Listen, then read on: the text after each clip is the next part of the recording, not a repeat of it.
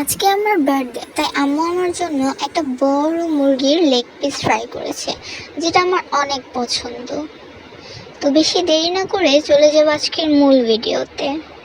এখানে আগে থেকে মুরগির লেগ পিসটিকে ভালোভাবে সিদ্ধ করে নেওয়া হয়েছিল লবণ, হলুদ এবং লেবু দিয়ে।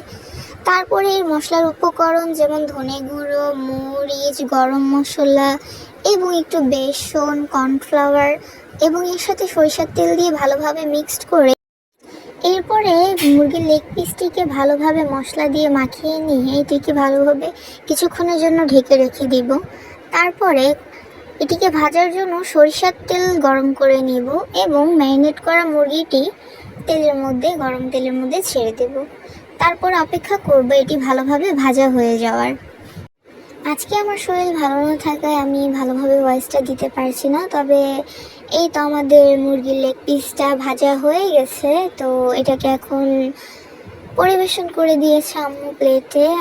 হ্যাঁ, এটা অবশ্য আমার জন্যই, এটা পুরোটাই বোধহয় আমাকেই খেতে হবে।